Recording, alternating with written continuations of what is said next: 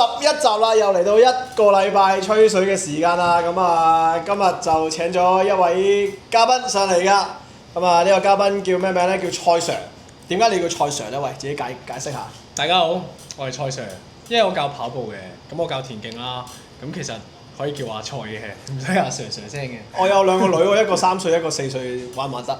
可以3、4歲都可以跑。玩得，做咗啲普通嘅體能啊，普通嘅跑步，做好個節奏，做好個姿勢，教好佢哋培養個興趣。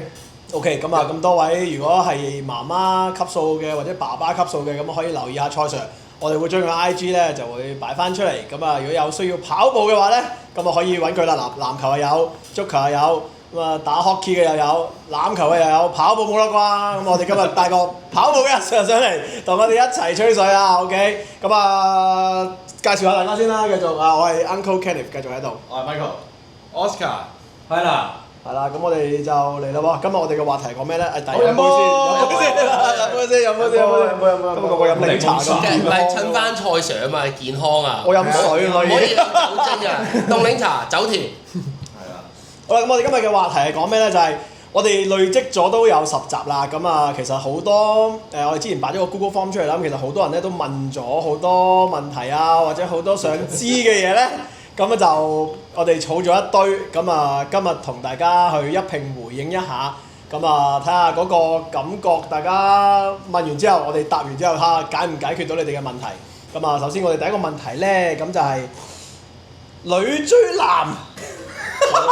女追男隔重山定係隔重沙咧？究竟咁啊？喂，你最多女追你㗎啦，你講先啊 ，Michael。可唔可以解釋下頭先嗰個咩？聽唔明啊！即係女仔追男仔係容易啲啊，定係難啲咧？咁樣樣。女仔追男，即係你俾女溝，你覺得咁樣係好啲啊，定係你去溝女會好啲咧？我會中意我去溝女嘅，但係咧我亦都中意女去溝我。Thank you。我唔咗，打佢出去打。唔係，但係你會唔會覺得女仔溝你覺得會容易？心爽咯會。心爽。係啊，心爽。哇！點解女溝我喎？睇咩樣咯？即係係咪睇外貌協會啊？因為你係咪易啲啊？即係你覺得係咪容易啲啊？唔會㗎，因為反而我去追個女仔係本身我有對佢有個外貌有興趣啦，咁我會想去了解多啲㗎嘛。咁但係突然間有條女衝埋過嚟，反而有機會剔唔到起我嗰個人嗰個興趣去想了解佢。係啊，咁我 first 佢溝我嗰一下係覺得係心爽嘅。心爽嘅，即係你哇有女埋身喎，有溝我喎，即係我都有翻一定嘅即係唔錯嘅 quality 啦。實有嘅。咁啲女都可以咁樣諗㗎。我唔緊要喎，我係會溝佢㗎嘛。係啊，但係你話嗱邊個易啲？我諗我自己中意自己主動咯。中意男仔主動。係啊，咁因為就算at the end 我俾人 reject 咗，我會去反思下點解我俾人 reject 啊嘛。唔係，我覺得咧女仔溝男仔係你好多啊！你好多應該係你好多㗎。又唔好咁講。有嘅係啊，好難追啊，打得好撚快。一追佢掹弓喎，綁晒鞋帶嗰啲嚟㗎咯擺晒手添喎，仲要。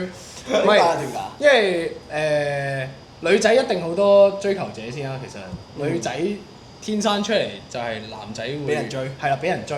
咁佢哋俾人追慣，其實覺得咁我好多選擇揀啫。咁點解我咪慢慢睇咯，睇下邊個好啲咯？呢個有錢啲喎，呢個又大隻啲喎，呢個又幽默啲喎，高啲喎咁樣。但係男仔嘅話，其實如果就算我哋可能有晒啲條件啦，但係其實可能都難啲咯。有冇回應翻冇試過俾女追啊？咩啊？你有冇試過俾女追啊？係咯，你有冇試過俾女追啊？有。咁你嗰個反應或者你嗰個嘅feeling 係點？我嗰日就覺得，點解突然間係咪詐騙嚟㗎？無啦啦，即係好似係我平時都係我追女仔多過。係喎，反而我咁諗喎。平時追開女，突然間可能有100個，突然間有一個揾你，你嗰後諗係咪詐騙定係有啲咩企圖？係咯，係咪捉我？唔係，但係我覺得 depends 係睇下你喺咩場合同埋點樣識。都係嗰個，都係嗰句啦，即係你點樣識同埋邊度識，點樣介紹嘅話，我都覺得係好緊要咯。即係 let's say 如果譬如今日我有個 friend，成班有男有女出嚟食飯，叫埋你啦，菜喂一齊食飯，點知有條女咁啊影完相之後IG tag 咗自動揾你，跟住又同你講啊溝下你啊咁樣，或者 flirt 下你嘅時候，你唔會覺得你唔會，但係你首先你唔會諗係詐騙先啦，係嘛？係。即係因為呢個係因為朋友朋友介紹，喂但係唔係喎，如果係完全唔識就咁 IG private DM 你嗰啲，咁你嗰啲你咪覺得哇有啲實會有啲避忌咗。現今當時咁多呢啲詐騙嘢嘅話，你都會避忌下啦。即係我 depends 係睇下你喺邊度識，或者邊個人介紹係咪啊？超過啦，超過啦，因為我覺得你呢一樣嘢都係其中一樣嘢，但係你話女追男係咪易過個男追女？其實我覺得應該兩邊都係 fair。咁如果男追男咧？我未試過喎，唔知喎，應該要知啊！成日都肯嘗試踏出嗰一步唔得啊！我覺得，所以我覺得係 fair 喎嗱，即係譬如你個條件冇咁好啊，我男仔，我條件冇咁好，但我追一個條件OK 嘅女仔嘅話咧，咁我會覺得，咁你會即係追佢咧，其實你要用好多力咯。係啊。但係其實如果係啦，如果個女仔去即係將個情況調翻轉，咁其實都係即係我覺得大家都係 fair 嘅咯呢件事。係啊，所以又冇話男追女、女追男、女追男易啲。我覺得以前嗰個世代就可能會女追男就容易啲，但係而家去到而家2026年呢一刻，我諗都應該。點解以前容易啲咧？會因為以前大家都保守啲，即係女仔係好少會追男仔嘅。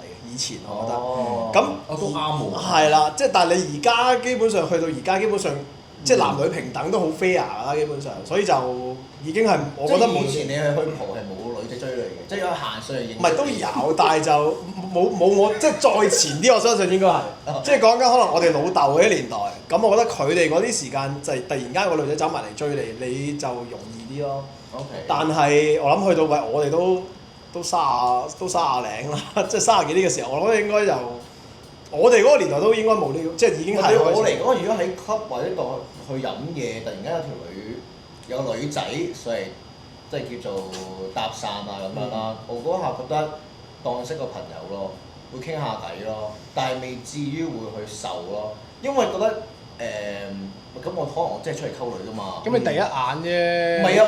我係真係出嚟溝女。我啱啱12點到，第一有人溝我，喂我都未開始溝女，即係我遊戲都未開始去玩，就有人嚟溝我。fulfill 唔到你要溝女。即係你話你唔想12點啊落閘咯，即刻。即係12點你就唔想即刻 sold out 埋。如果4點咧？如果4點咧？3點零4點可以嘅。4點翻屋企瞓覺啦已經。唔需要。佢成日瞓覺先啦。瞓覺嗰種，但係即係我覺得係我今日出去。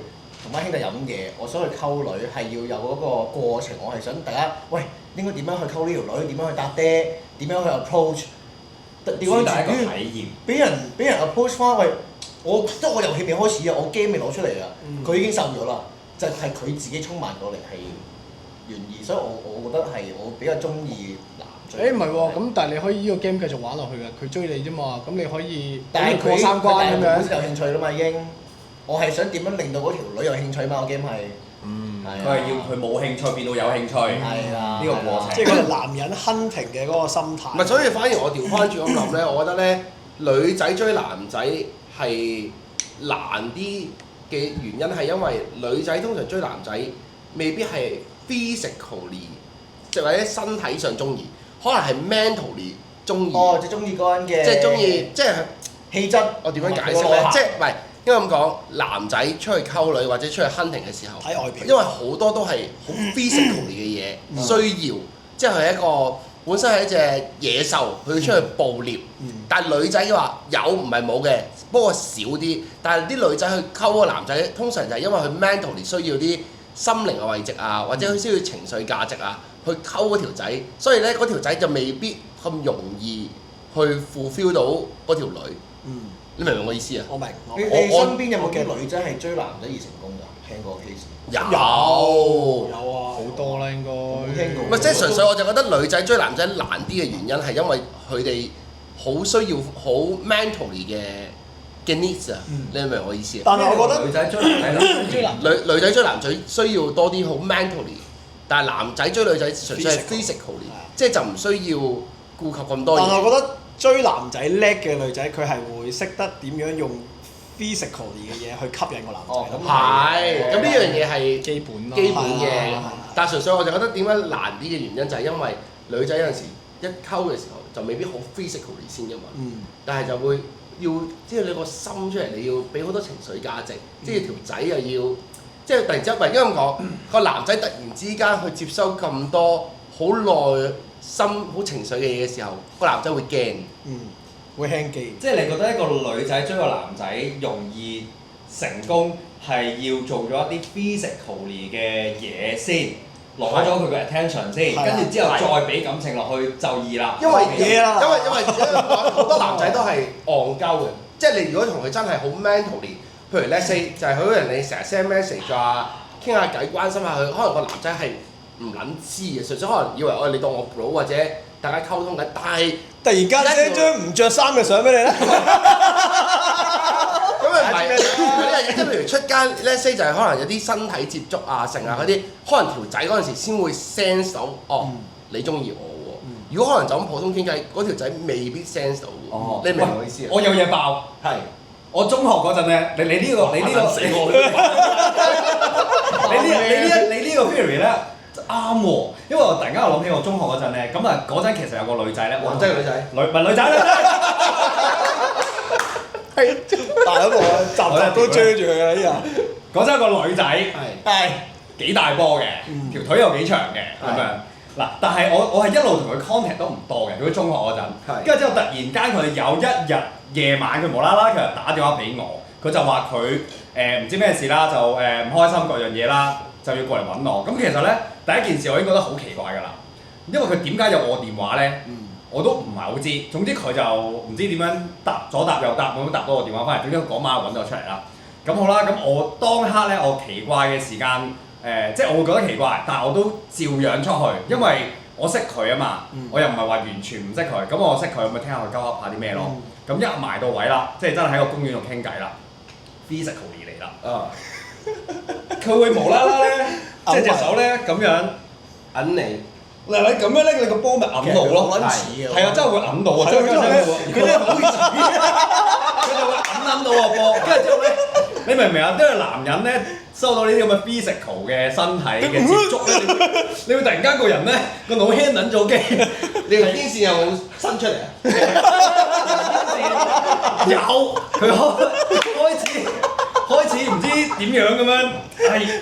起身啦！控制唔到啊嘛，我妖又要醒咁樣，跟住之後解電先得啲啊！坐咗喺度唔敢企起身，企唔到起身啊！之後咧咁啊翹完住你啦，跟住之後又要唔覺意咁樣又同你污到好近咧，佢俾好多呢啲身體接觸你咧。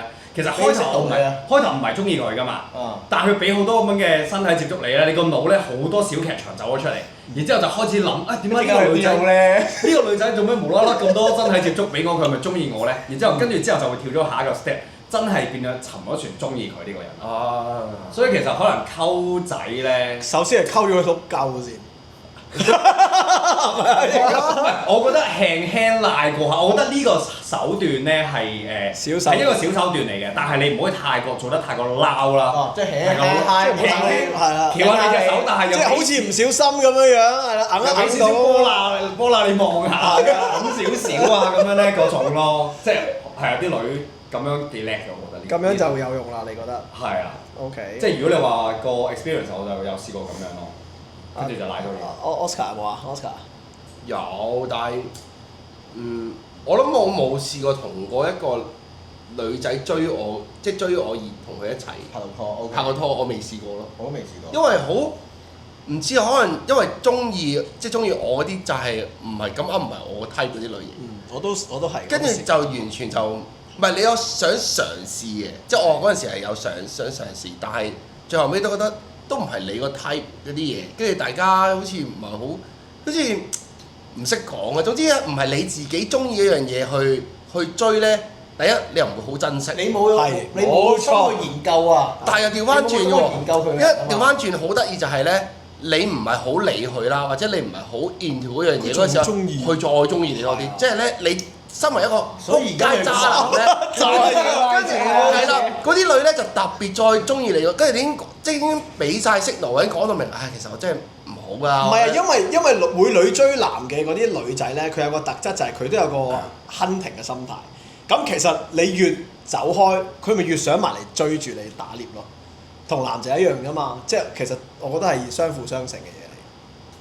你哋唔覺咩？咁即係大家都一樣咯，男女都一樣。其實男女都一樣，只不過咁唔係個個女仔會走去追男。咁啊係，即係唔係有個個所以咪話有呢個 rare hunting 嘅心態。係啊，係咯係啊。嗯。咁啊 OK 啊，咁大家都應該得到一啲資訊啦。咁我哋再落咯喎，再落就係同一個人嚟嘅喎。係咩？OK，咁啊繼續回應你啊。咁啊有咩情況係會喺曖昧期間令到個關係卻步嘅，停咗突然間？第一集嗰啲 red flag 咯，森林自由點嗰啲啊？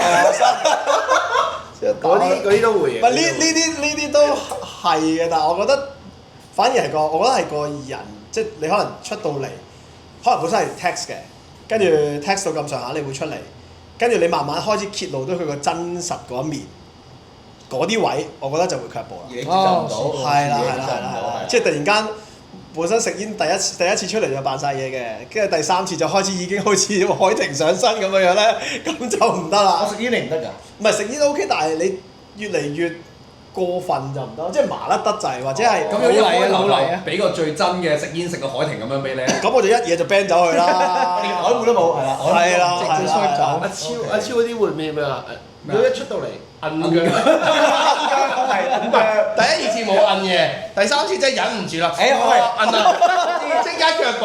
摁腳啦，女仆衫啦，走嘅時候鞠躬拜拜啦，呢啲都係長路係咪啊？公拜拜咁爆咩？上次佢有個鞠躬拜拜啊嘛。唔係，跟住睇下你睇邊樣嘢先，即係譬如好似你咁講，你話你睇佢個即係價值觀啊嗰啲嘢，定係乜嘢？如果你話曖昧咁嘅曖昧個 status 係未去到未去到拍拖，又未去到搞嘢嗰啲㗎嘛？有冇試過車㗎？你當冇先我都可以試車嘅，咩啊曖昧都可以試車嘅。上次講過咯，situationship 啊嘛。係咯。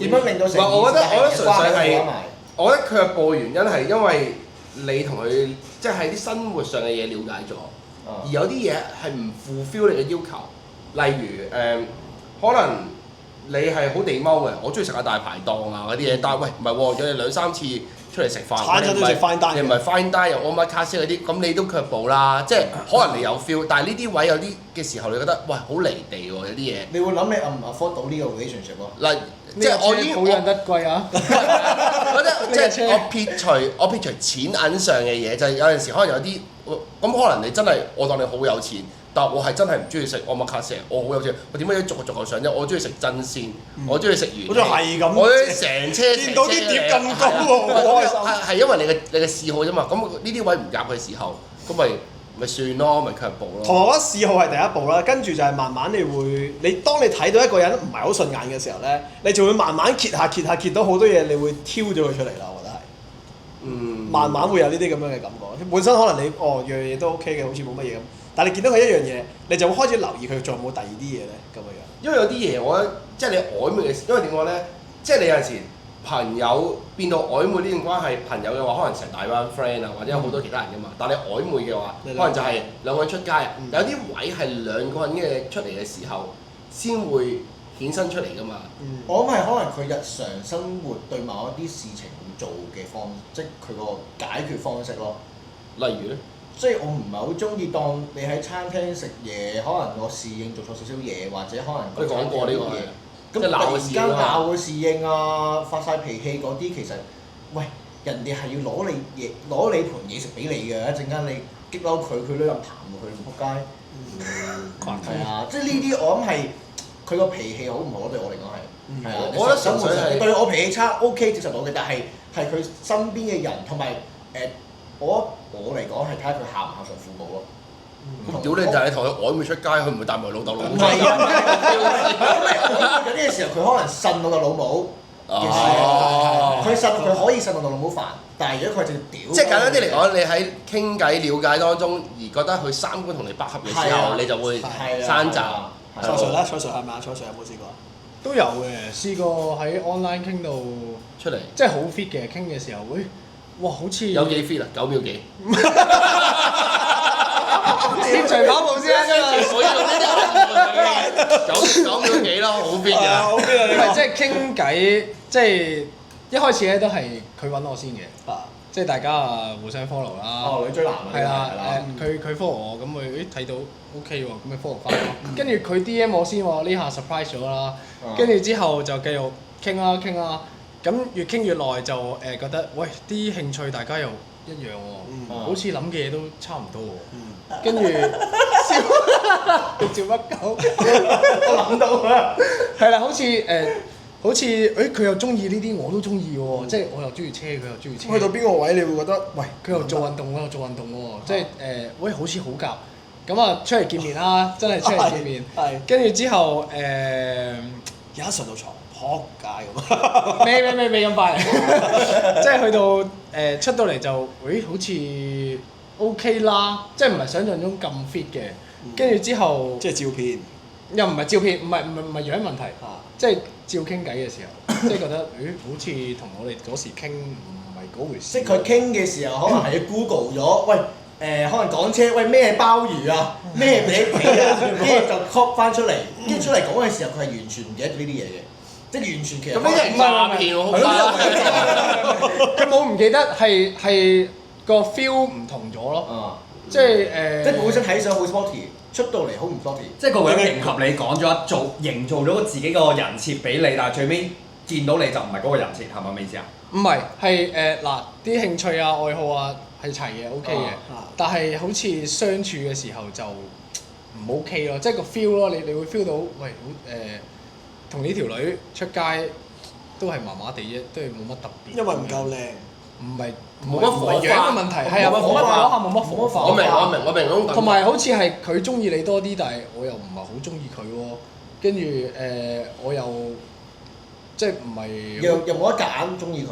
係啦，又未揾到一個點，我中意你嗰下，即係撻唔着啊！我覺得係因為一開始你覺得佢嘅所有嗜好同你一模一樣，有你嘅，你會又覺得哇，好似好 fit。出到去即係傾耐咗啦，因為全部都一模一樣。冇其他話題啊，即係冇一啲係佢有你冇，係啦，或者你有佢冇嘅，就冇一啲話題可以交換到，永遠都係講緊一啲大家都識嘅嘢。因為有時你想出去你個女朋友或者另一半，其實可能有啲係佢比你叻，有啲你比佢叻噶嘛。咁但係你根本冇呢樣嘢，就係因為大家嘅嘢唔一樣咯。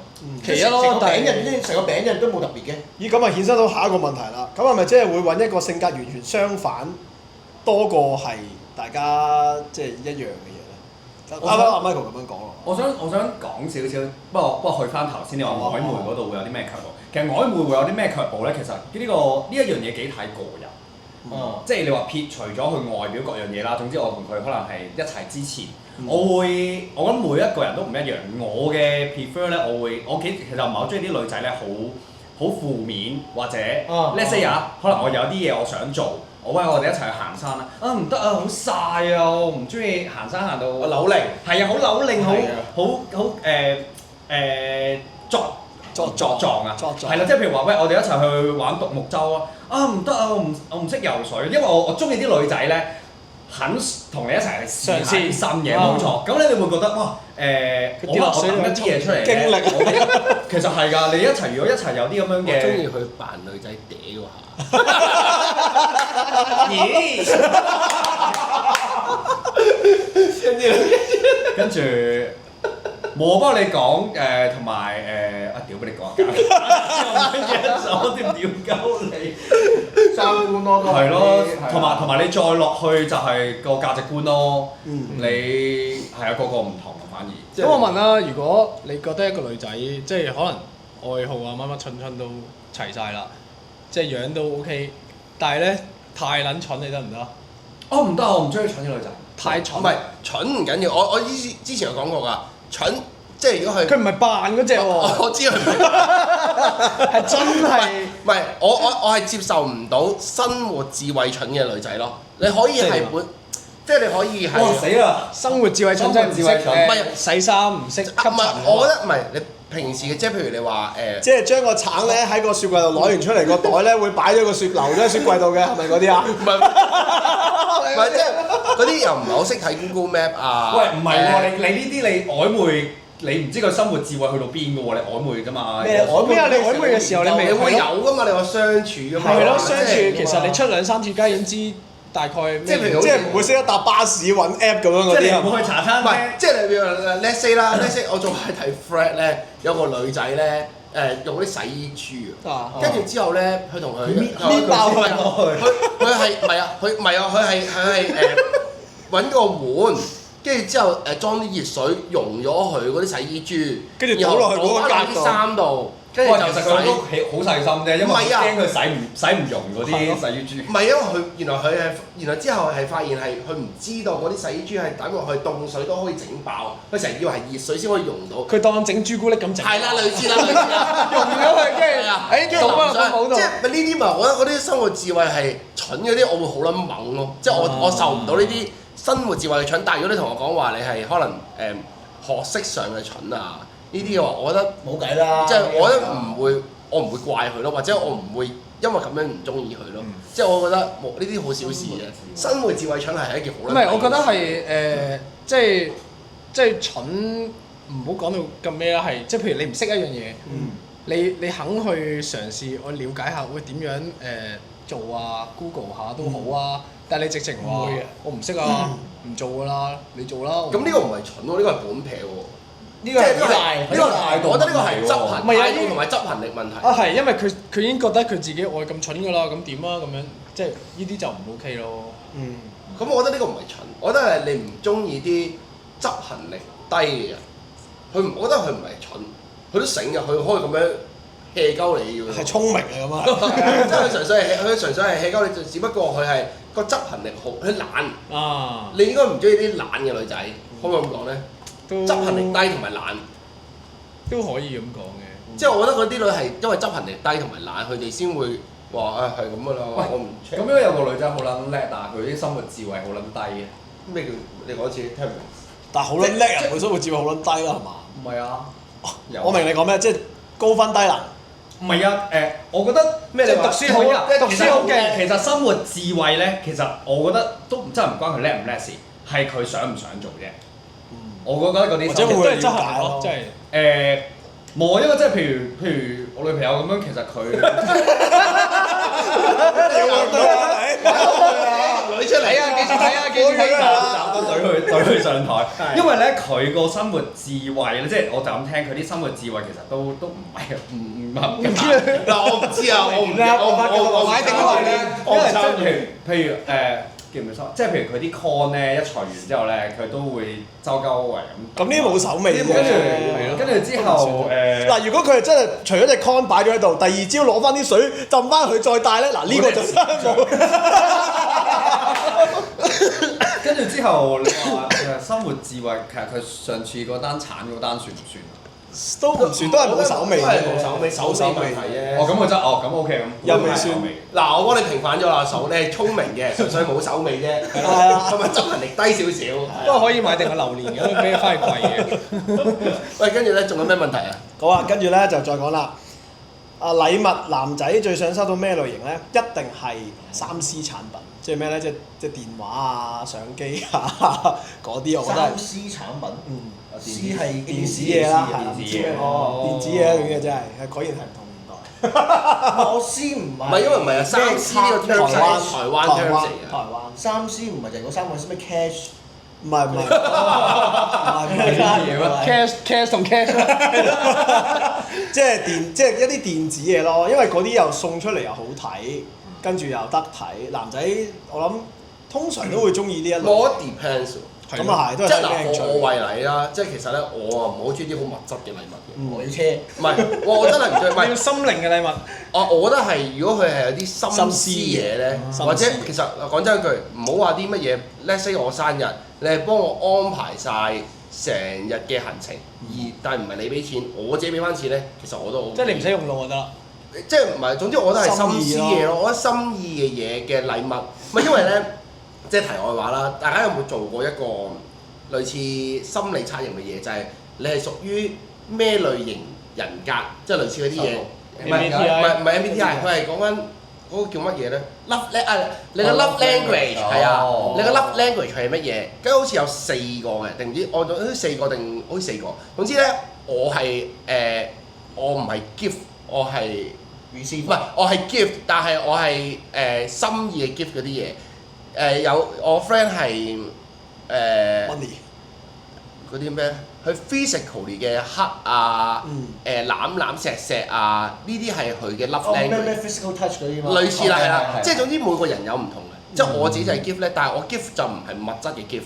咁我就係比較中意啲，譬如你寫張卡又好啊，你整個儀式感畫俾你儀式感。唔係你送幅畫俾我，或者你安排一個生日 trip 啊呢啲，咁我覺得你有用個心去諗過 plan 過，其實係大於一個，即係就算 even 都你話跳隻舞俾你睇啊！都可以㗎，抖音嗰啲啊，即係我覺得 OK，咪總之你係有安排嗰樣嘢，唔係用錢去堆砌出嚟嘅，反而我覺得係再 memorable 過你送件，即係一 say 啦好啊，你話3C 產品。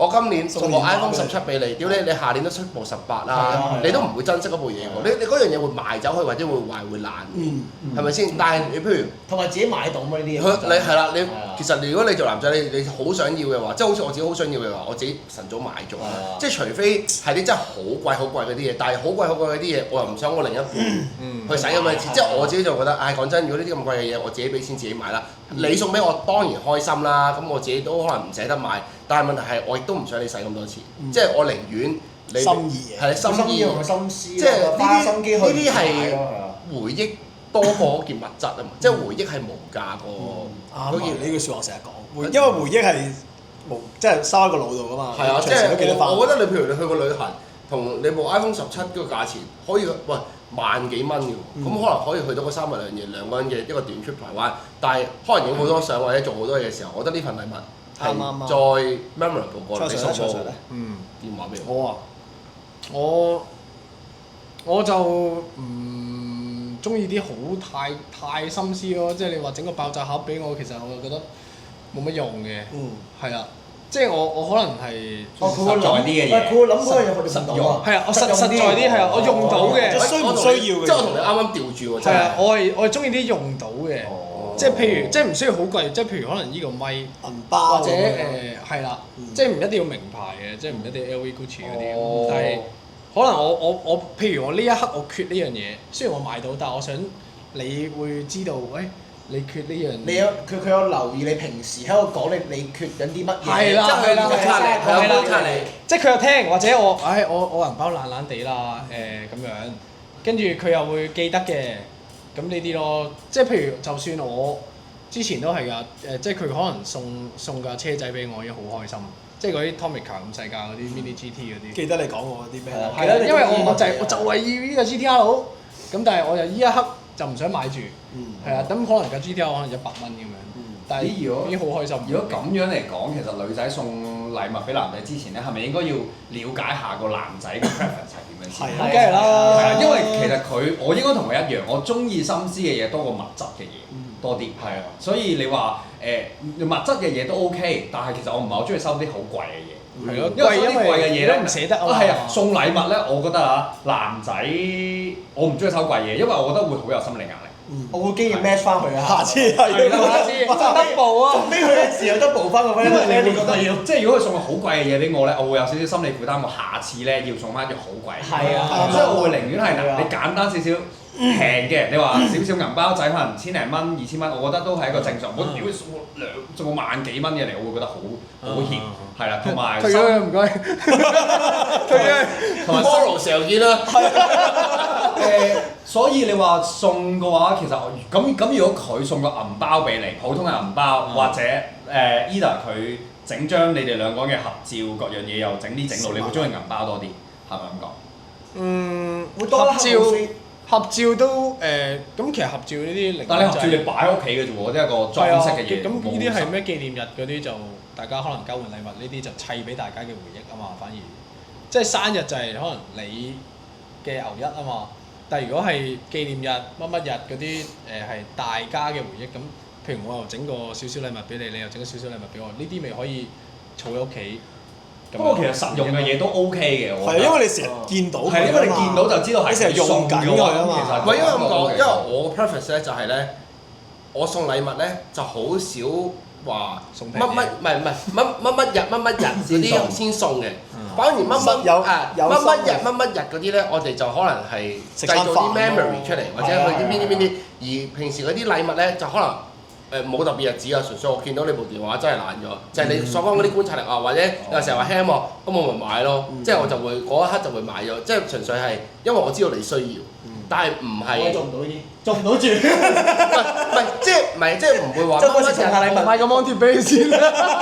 唔會日日即係你唔會話乜乜日就特別去買呢樣嘢啊嘛，同埋其實我自己就好怕收，好似你一樣好怕收啲好貴嘅禮物，或者其實我都好怕送貴嘅禮物，點解咧？嗱，你 iPhone 呢啲 easy 啦，因為你一定用啊。如果 let's say 啦，你行街你睇到個袋，唔好話總之 Chanel 嗰啲咁樣2-3萬個袋，你覺得好靚啫喎，個 sales 先推你喎，咁啊你啊 afford 得到你又買喎，撲街你買一年翻去，佢完全唔中意。我試過㗎，即係我試過，我試過即係譬如去出去咁嗰排可能覺得呢排想送份禮物喎，咁啊有個 sales 就話呢個袋有咩新翻啊？所有女仔都中意㗎，好襯衫㗎。我跟住拎到翻去，唯獨是佢唔中意呢個袋。一翻到去，我未有，我有啦。但你記得嘅都知嘅，一定冇話新翻嘅，但係佢就係話即係佢覺得，即係佢開頭佢又要扮好開心，跟住咧扮完好開心之後咧。跟住就隔咗可能又唔用喎，但係係啦，又唔用啦。跟住隔咗兩日問佢：點解你唔用嘅嗰啲？我覺得好難襯啊嗰啲成。跟住就可能跟住佢就扮晒嘢，就問係張單仲喺咪度？跟住大鑊啦，賴嘢啦。即係其實佢就唔係好中意嘅。點襯啊？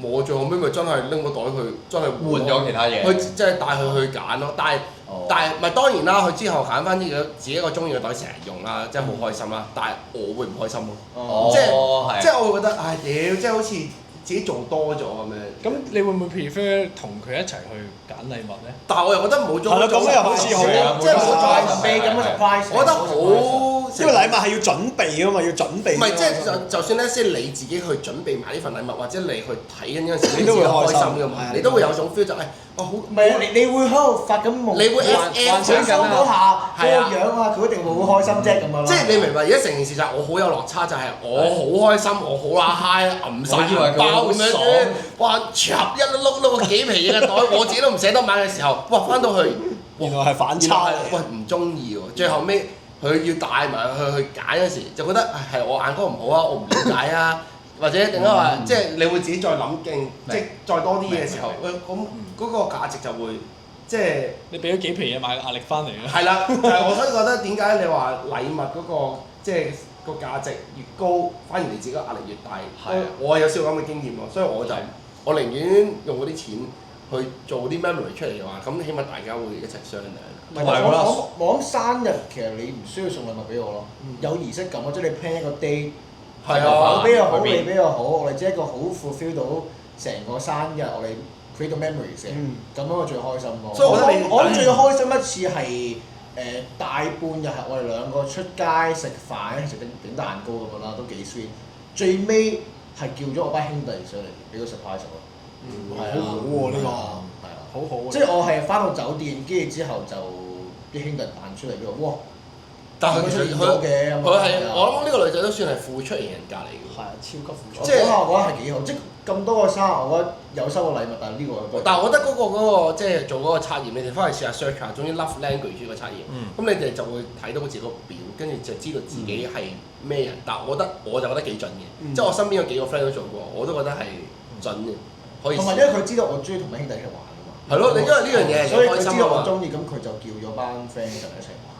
即係雖然冇嘢玩，但係都係慶祝下 surprise 個蛋糕咁樣都幾好咯。所以其實 main point 都係要知道對方中意啲咩。係咯，即係個心噏就係最緊要知道個男仔想了解。所以應該係拍拖嘅時候咧，就做咗嗰個 love language，知道對方就可以大概知道送乜嘢。填個表先。唉，唔好講咁多，填個表先，填個方先。夠唔夠？OK 可以拍拖啦。喂，其實我補充少少，我覺得咧，其實拍拖之前咧，其實呢一啲嘢咧可以係好清楚直接表達自己中意嘅需求係乜嘢。其實我覺得，因為譬如我哋啦，咪好 prefer 會可能我哋唔會直接問嘅，我哋係透過觀察透過聽佢講乜嘢去估佢中意乜嘢，因為其實呢啲咧係有機會有落差嘅。反而我覺得依家呢個社會上面咧，大家直接少少講，我好難喎。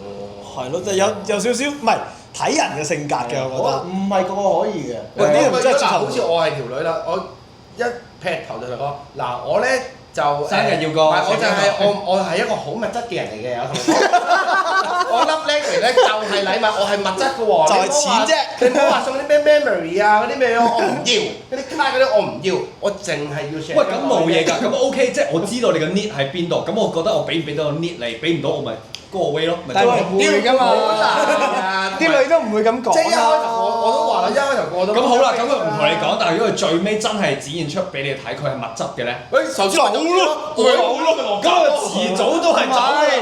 唔係咁，但係啲女仔唔會咁樣噶嘛，即係佢都唔會一早同你喂嗱戴定頭盔啦嚇，我咧就咁嘅，咁應該同埋你唔會真係將你100%你 need 嘅嘢會講出嚟噶嘛？好啦 let's say 啦，你話我咧拍拖咧就唔中意出街嘅，日日留喺屋企搞下嘢啊，睇下外賣啊，睇下電視啊，咁咧跟住沖涼瞓覺，第二朝起身又搞下嘢食下外賣，每日食飯前就係咁樣噶。我唔中意咧，唔中意出街嘅，跟住我個人就係咁樣噶啦，你中意就中意，唔中意就走，你都得，個個都想啦。你呢個有啲偏激啊！即係我講翻，男同男就得啦。嗱，我話俾你聽，因為大家都知道 skip 撚晒中間啲嘢啊嘛，你明唔明啊？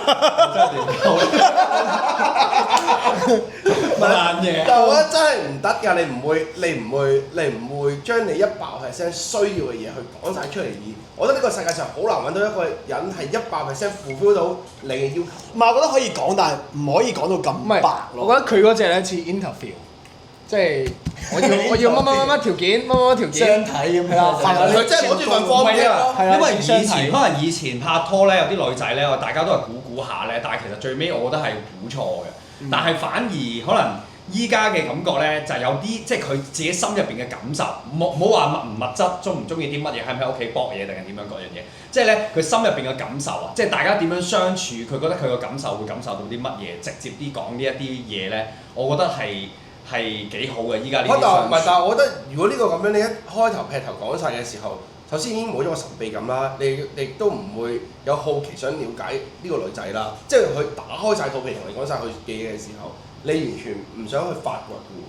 即係我自己覺得，如果一對情侶相處嘅話，其實係大家保持神秘感而慢慢去發掘啲嘢，慢慢一層一層咁揭洋葱咁樣。咁樣係會令其實一個情趣嚟嘅。即係你同埋你哋嘅感情會堅固啲係啊會即係你一開頭同我講話，嗱我135咧我就着紫色底褲嘅，246咧我就唔着嘅，即係全部啲嘢同你講晒。咁我又好中意買嘢嘅，咁樣我話唔中意食日本嘢，全部乜嘢同你講晒嘅時候，其實你唔需要同佢拍拖，你唔需要了解嘅。我又覺得冇了解嗰個過程啊。係啊，唔係，其實曖昧嘅時候咪可以了解到。係咯。因為譬如我今晚食咩啊？即係可能佢問你今晚食咩，咁你就會話不如食日本嘢啊！我唔食刺身嘅喎，咁樣你咪知佢唔中意日本嘢或者咩咯？咁咪慢慢發掘啊嘛。唔係，我都明你嘅意思。佢唔係啊，佢咧玩得嗰啲交友 App Store 啊，即係咧嗰啲 App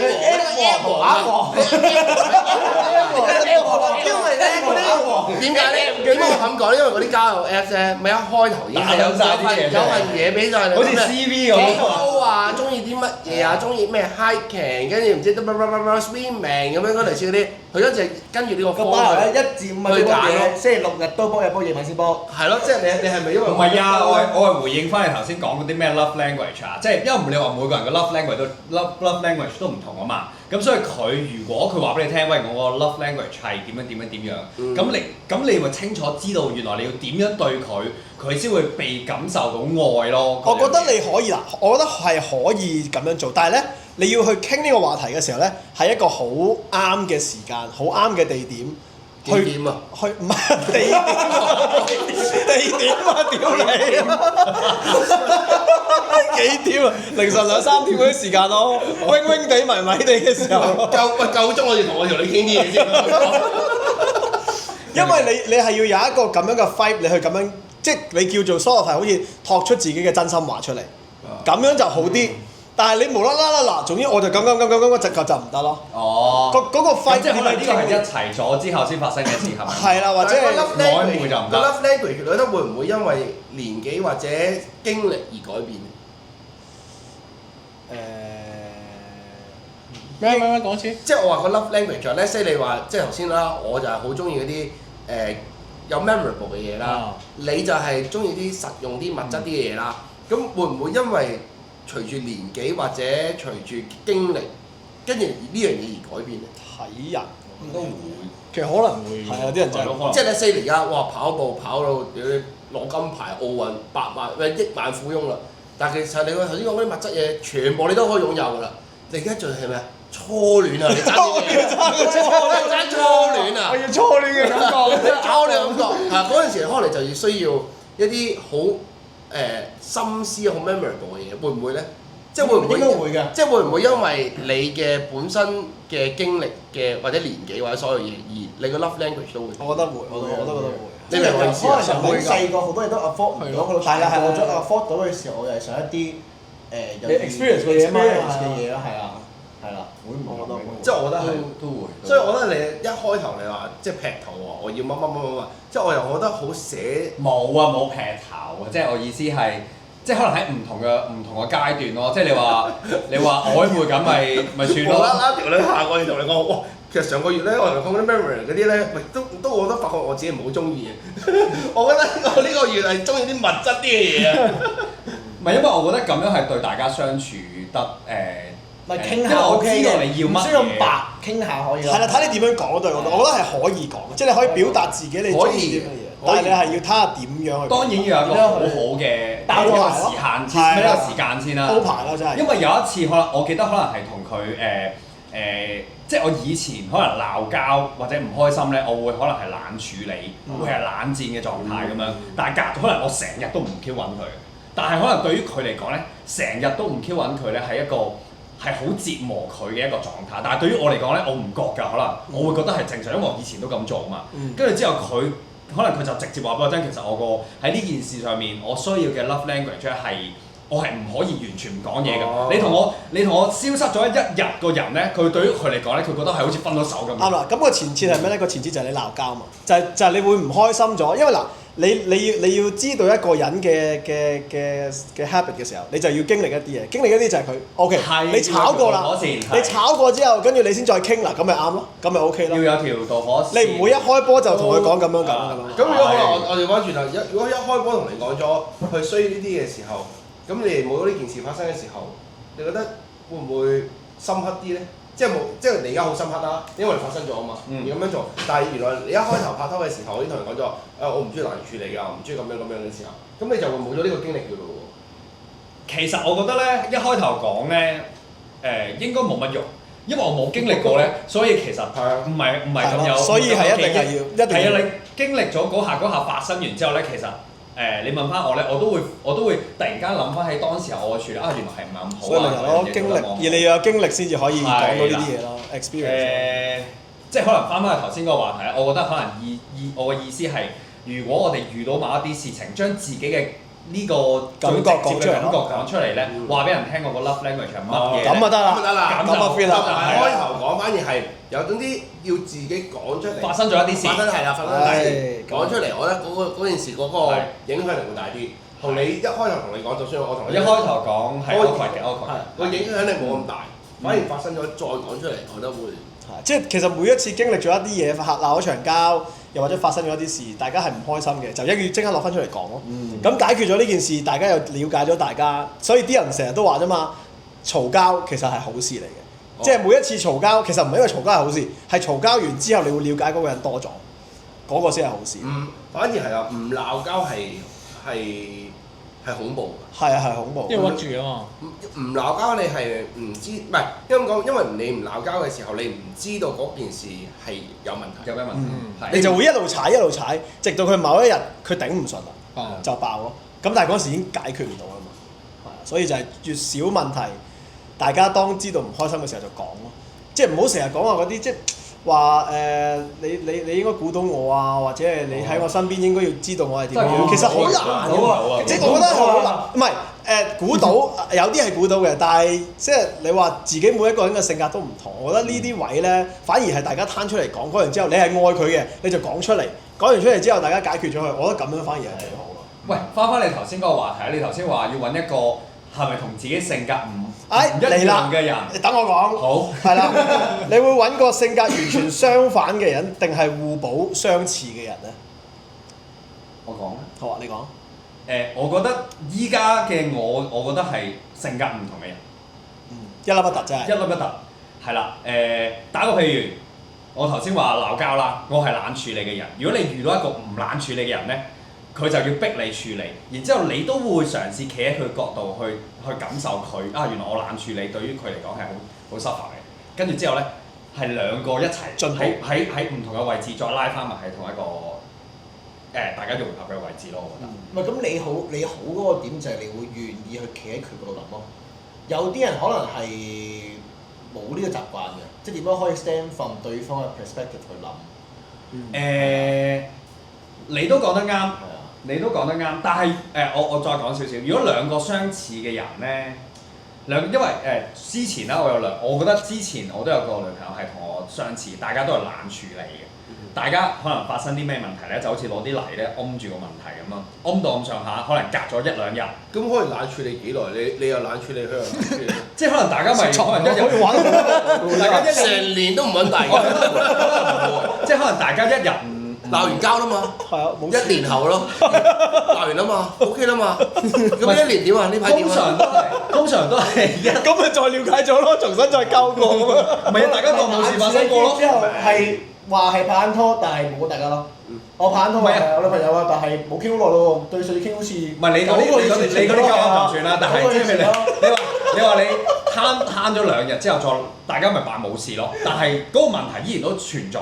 你只係埋咗呢個問題。但係我想講好多人都係咁樣樣。都係咁㗎，係啊，好多。所以我覺得無論係夫妻又好，情侶又好，都係咁樣。因為我都試過，一個正一個反。我就唔係嘅，我都試過好似你咁懶處理咯，即係懶處理可能其實最長可以懶處理1個禮拜，真係個禮拜。即係唔講嘢或者講幾句嘢。或者扮冇鬧交，跟住之後可能或者大家真係懶，即係唔理大家，跟住1個禮拜，好啦，1個禮拜後，即係大家好似突然一日出嚟扮冇嘢啦，跟住之後就冇嗰件事，根本都冇解決過嗰件事，即係冇呢個問題。咁但係個心會唔會揞住咧？定係其實咁我又唔係同佢一齊。通常唔會㗎嗰下，因為咧，只不過去到下一次鬧交嘅時候，你上次啊，你咁已經咁啦，咁樣嘅時候，你咁先會知道aware到原來係仆街，上次真係冇解決過，原來都係同一個問題嚟嘅咁樣咯。哦，因為我嘅懶處理咧，其實我係要俾啲時間我自己去冷靜一下，因為我唔想我個西口西面咧喺你面前話俾你聽啊，所以咧我懶處理，可能我會病埋一邊，自己消化啲情。即係驚控制唔到自己嘅係啦，係啦，越嬲係啊。所以其實佢都教識咗我，如果我想西口西面，但係懶處理咧，但係對於佢嚟講係唔好嘅事啊嘛。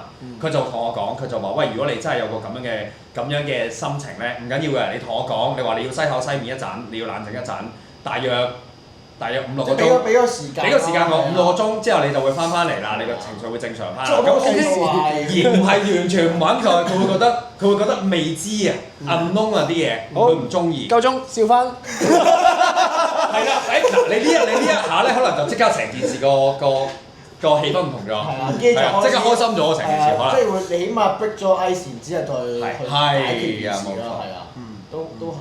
但係我覺得咧，如果你頭先咁呢個話題嘅話，我覺得完全唔可以揾一個完全相反咯。即係我覺得我 buy 唔係，即係我 buy 你話係揾一粒不突，但係我覺得都要起碼6-4咯，起碼啱7-3都可以嘅。咯，唔係因為你如果真係好似頭先你哋咁講話女追男嗰個頭先個 topic 就係，可能嗰個女仔對同你完全係冇一個同樣嘅興趣，係完全一粒不突嘅時候，你都對佢冇興趣啦。即係你一定要有。唔係你要個一粒不突係可以拼埋一齊咯。係咯，同埋你唔可以完全話大家嗜好啊，或者所有嘢係相反啊。即係可能係你嘅強項係佢嘅弱項咁樣。咁樣可以，佢有啲興趣，但係佢係弱項，但係唔係冇興趣嘛。即係你唔可以譬如我係一個 E 人，佢係一個 I 人嘅時候，其實會有啲辛苦好難係啊。冇話唔得嘅，但係問題係有啲位係你哋真係溝通唔唔到。係，我覺得一個 E 一個 I 係 O K，但係你唔好係一個極端地 E，一個極端地 I，咁樣就 O K 咯。即係總之起碼都係咁樣樣，而唔係咁樣。因為 I 人喺屋企係可以㗎，係出到去先好 I 啫嘛。係啦係啦係啦。你最怕係佢，你大家佢同你啲 friend 出街，佢好 I，你完全夾唔到佢兩個。縮埋一嚿咁樣。係啊。咁有啲 I 人都會即係 I 嘅，譬如學女仔 I 嘅，佢都會識得出到嚟俾面你 social 噶嘛。係啊。但係佢會好辛苦嘛。係啊。咁但係如果佢係愛你嘅話，我覺得即係佢咁你唔係叫你日日去啊嘛。係咯。你間唔中去，即係你見 friend 可能得1個月1次或者2個月1次。當應酬下。係啦，我覺得即係我愛你，OK，愛屋及烏。雖然我唔係好中意應酬，但我都應酬下啦咁嘅樣。但係有啲唔，如果你話太過極端嗰啲，真係完全話唔得，我社恐啊，我唔出得去㗎完全。咁呢個我就覺得爭啲。反而我覺得，因為好似上次我講過話咧，6/4嘅原因就係、let's say 譬如可能佢好中意打網球嘅，但係其實我可能玩咗2次，我唔好 into 嗰樣嘢，而佢可以帶我去玩嗰樣嘢，即係去知道去了解佢呢個興趣多啲嘅時候，反而會多咗一個活動或者多咗一樣嘢出嚟嘅，即係大家去，譬如可能我好中意游水，佢會游，但係又唔係好中意。喂，但係我可能帶佢玩完啲水上活動或者剩嘅時候，佢又中意咗少少。係啦，又中意咗少少喎。大家去一齊去做嗰樣嘢，我覺得成件事我 get 啦，開心啲喎。係個 point 係佢願意走入去你個世界。冇錯係啦。冇錯，佢願意。係啦，佢願意為你做多啲付出咯，係啊去感受一下你。但係如果你真係唔中意嘅，咁佢都願意啦。所以話佢個咁嘅另一半態度可以唔同，但係佢願意去了解你嘅喜好，而你都有嗰個心去了解佢嘅執行力啊，係咪啊，蔡 Sir？執行力係咪？願唔願意入呢個世界？個執行力。佢肯同你跑。係啊，第一步起碼要跑咗先。咁你覺得咧？你覺得？我覺得佢好中意嗰啲相似㗎，揦咗啦已經，啱攞完啦已經。我即係乜嘢興趣啊，都要全部一樣唔係即係一齊。我7/3多咯，即係7嘅係可能好相似。好相似。好相似。啊，3就係。即係起碼大家都係差唔多人。咁呢個係興趣啫，咁個性格咧，即係性格都差唔多要差唔多。如果佢但係唔中意做運動得唔得？實得㗎，得，但係只不過可能都係嗰句就係，即係你踏入去。佢願意為你一齊去試下做運動，試下咁就好中意跑步。即係一齊行下山或者上下山都可以嘅。即係我最想係佢明即係譬如可能你最想係條女努力搞錢，你努力揾錢。搞咁呢個個個都想咬㗎啦，係咪先？只不過係可能佢會明白你嘅感受咯。呢下佢 feel 到，跟住你又明翻佢呢下係最好咯。即係佢明你啊。佢願意去 step 喺係啊，即係譬如佢明你點解，喂點解你日日都要曬啊曬到而家成日 nigga 咁樣，就唔好出街。即係點解你唔揾份朝9晚5坐 office 啫，有冷氣，點解要曬住啊？又黑掹掹咁樣，又出咁多汗咁樣即係起碼佢明我都中意呢僆仔啊，中意教跑啊，即係可能我都明白你點解中意咁咁，係咯，即係大家即係願唔願意踏出係啊，入你個世界？冇錯，呢個係好緊要。所以無論相唔相同或者即係大家一粒一揼都好，即係願意走去對面嘅世界。呢個係 main point 咯相同嘅時候就冇咗呢樣嘢，因為唔係你唔會100% 相同。係咯，即係但係相同係你唔會啊係你令你嘅 percentage 高啲，對呢個人會有興趣多啲咯興趣去點。解了解佢？係啊，因為譬如佢係一個好窄嘅，你都唔會想啊，係啊，即係唔啱你啦，好明顯係啊，呢個就會差太遠啦。或者如果開始相同嘅話，大家可以試下大家一齊未試過嘅一啲新嘢咯。哦，係啊，即係都係呢個都係一個幾好嘅興趣嘅嘢嚟嘅。嗯，係啊。好啊，咁啊，Michael 咧，佢有冇講？好似唔係好多嘅我有啊，有啊。 OK，咁啊，我哋繼續啦。咁就嗱，我為啲女人問嘅呢個就係啦。點解啲男人咁中意已讀不回？失蹤幾日又彈翻出嚟？其實頭先阿超係解釋咗少少。問下 App 王先啦，App 王。咩 status 嘅時間做呢件事啊？即係男女朋友。我當你男女朋友咯，點解咁男中意女朋友已讀不回啊？偷食咯。唔係我諗個女觀眾應該唔係問男女朋友㗎。應該係應該曖昧當中，曖昧中或者食潮嗰啲時候，或者溝緊嘅時候。下次留言嘅時候寫清楚。就真係要問 A 王啊！呢個就真係要問我，因為我都成日做啊，慣犯啊！不回係啊，我覺得個一樣嘢係佢唔唔想、唔敢，或者個心入邊冇勇氣去再面對翻呢一個人。點解啊？你做啲咩你？即係打個譬如嚇，我舉個具體少少嘅例子，即係譬如可能依家眼前有3個女仔、4個女仔咁樣，咁我都傾緊偈，中意。咁突然間可能溫試有一下咧，我 feel 到，我依家要揀下3號仔啦。哇！仲剩低飛啊！係啊，剩低嗰幾個咧，咁我就會覺得個心理我唔知道點樣面對佢，所以咧嗱，一係你就可以好清楚咁講我決定我。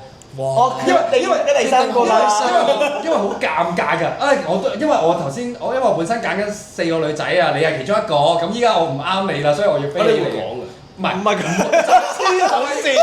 個心唔想講呢一樣嘢咯，唔敢講呢一樣嘢，所以就會唔係我有講過喎，即係逃避啦。係啦，冇錯係一個逃避心理嚟嘅。不過如果講過咧，其實我覺得係好嘅，因為啲女仔嘅心理承受壓力咧，冇我哋諗到咁渣嘅。但係你講得得體少少，會好啲咯，係啦。咁你又當然唔好話你溝緊4、5個咁樣，你依家俾我飛過。算啦，我哋都係最尾，我哋最尾我了解完，我覺得都唔係好適合咁出嚟。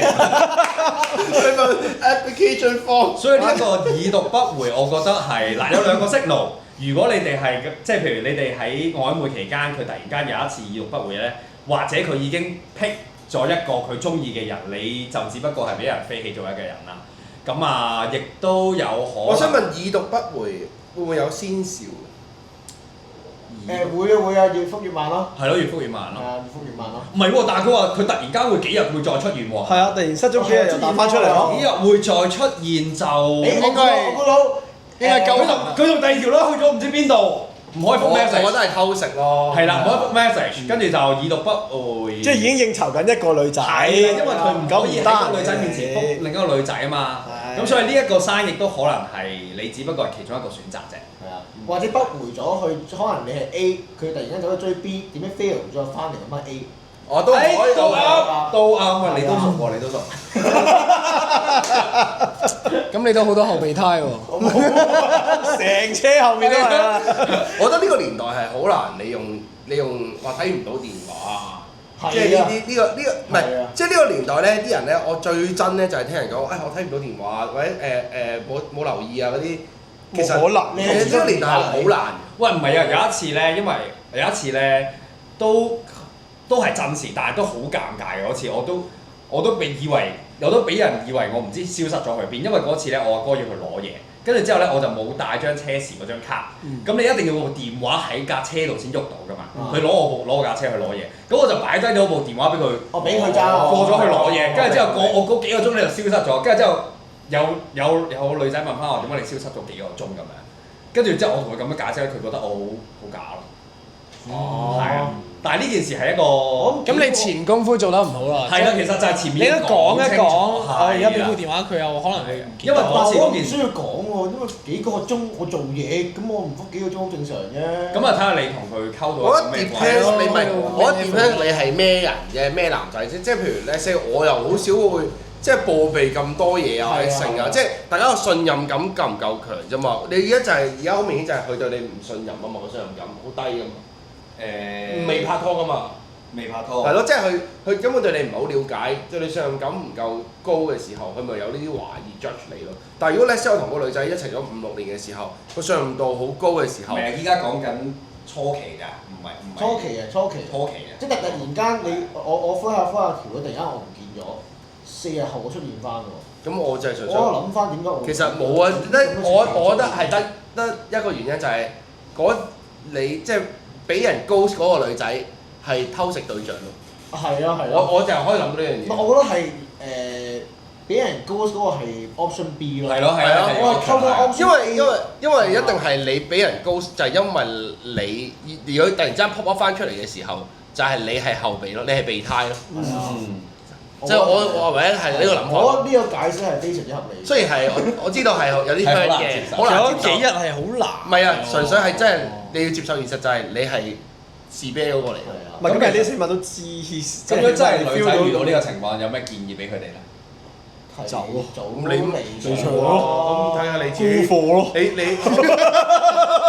睇下你自己。仲揸唔揸啦？係嘛？咁可能嗰個女仔又同時間又係消失咗幾日，同另外一個男仔咧一個食物鏈咁樣啫嘛。其實我覺得好 fair 啊，即係有女仔都係係一定有啲女仔都係咁樣㗎男女都有嘅呢啲。即係點解佢咁你唔知佢係男人定女人問㗎嘛？係咪先？佢可以係男人嚟問你嘅喎。可以男人嚟問你㗎嘛？咁啊嗱，最尾啦，最尾啦！呢題咧係為 Michael 而設嘅，咁咧係問 Michael 嘅。點樣吸引連下男，即係姊弟戀啊？點樣可以吸引到弟弟咧？點樣吸引到弟弟啊？其實我係好中意姐姐嘅。咁點樣吸引到咧？點樣吸引到你啊？我點解中意姐姐咧？係因為姐姐會照顧弟弟，因為佢覺得弟弟好 Q，應該俾人呵護。咩啊？係 physically 照顧定 mentally 照顧啊 mentally 同埋 physical 已經照顧啫，你意思係？照顧。我照顧你。mentally 照顧，即係佢會好睇住你，會好保護你。咁 financially 照顧咧？咁啊最好啦，係咪啊？非常好，更加好。係啊，更加好啦。Financially 得嘅喎，喂。係啊，即係未至於係 key point 嘅，我覺得係我哋一日出街或者我哋去飲嘢，佢好照顧你，好保護你，同埋好留意你所有嘢咯，叫做係啊。咁我好即係你做咗女關心你啊仔嘅角色。喂，唔係 Kenny，我知啦男。仔角色。呢個牌同我踩咗廣告嗰兩個字，然後將個牌棟落嗰度，到喺呢度啊！出租啊！直接出租算啦，開個價嚟啦。我覺得姐姐，即係因為佢覺得你好 Q 啊，係。所以佢會覺得你好似想保護你僆仔咁樣想保護你係啊。而你當你人一大就會想揾翻啲你，即係你保護慣開人哋嘛。突然間你變咗一個受保護動物，你覺得嗰下 damn 真係好幾正。Damn，唔係但係，喂，咁我如果調翻轉啦，唔好話 Michael 啦，你啦，有有50幾歲嘅，誒都係姐嚟㗎喎。喂，對於佢嚟講，你30幾歲，你都係小鮮肉啊！喂，真係嘅喎，咁樣都得㗎，你唔好成日針住 Michael 先。唔得啊！真係唔得。唔係，因為30幾歲嗰個心態。你 mental 唔得定係心定係 physical 唔得啫？講清楚喎。我諗我兩樣都應該都唔得。即係你咁，你去到某一個年紀嘅時候，就你經歷過好多嘢嘛。都兩個生肖啦，咁樣太多啦。嗱，咁 let's say 啦，如果你而家37歲，你覺得你如果 let's say 而家你係單身嘅，你可以接受到你 up and down 啊，單就冇講啦，18你都得㗎啦。但係如果你 up 嘅話，你可以最盡。而家真係喎，而家呢個問題37歲30而家37歲嗱，佢因為 Michael 之前試講過啊嘛，佢25歲，佢35歲係 max 啊嘛。係。你37歲，你 max 可以去到幾多45咯，我諗。 ？45。係。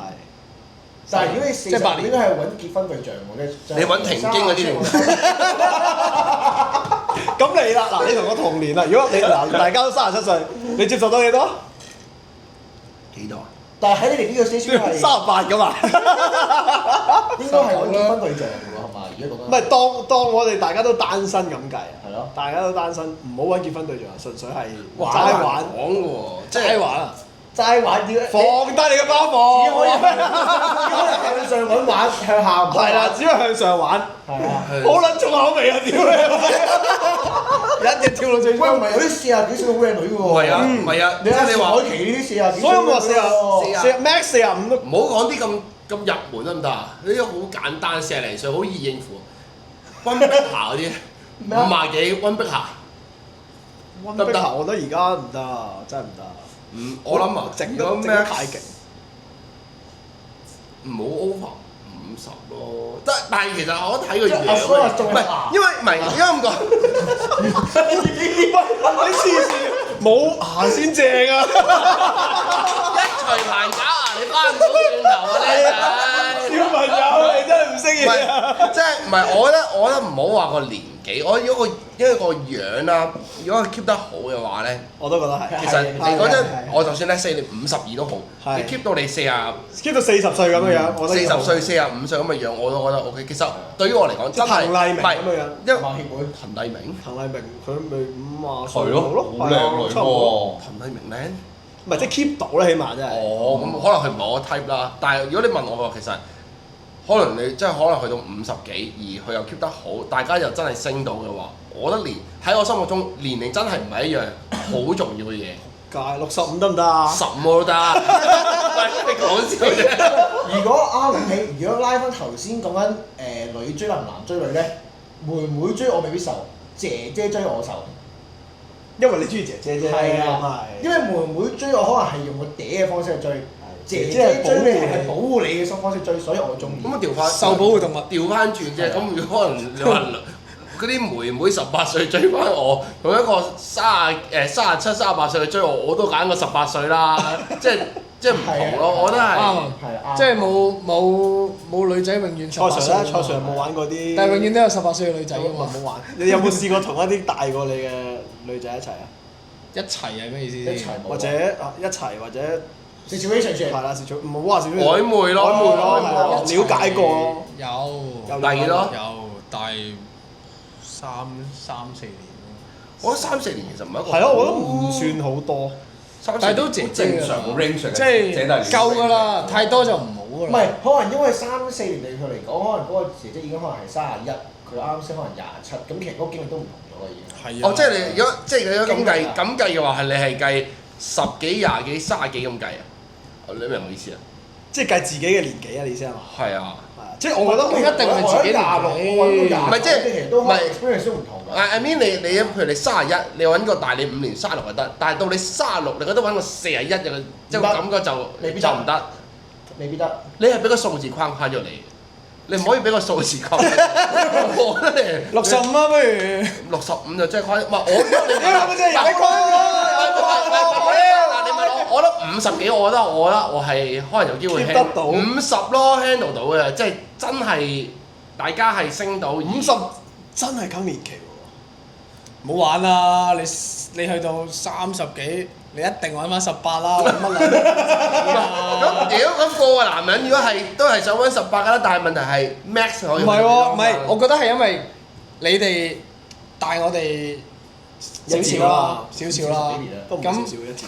你好後生嘅，跟住咧，咁你大我哋少少，咁可能你都想揾翻之前嗰種感覺，細個嗰啲中意細個，但係佢哋細個就想揾啲姐姐玩下先，跟住之後可能佢去到你嘅歲數就會變翻可能變18㗎啦，其實，所以其實係個年齡去。係咯，做乜要係咁逼我要揾啲阿姐嘅？揾個靚妹就唔得，係要逼到我要揾咗50幾歲。你話先㗎。黐線啊！邊有人唔中意18歲啊？咁你咧？我冇乜經驗去喎。揾啲10零歲啲僆仔啊！我屌你！跟住咩啊？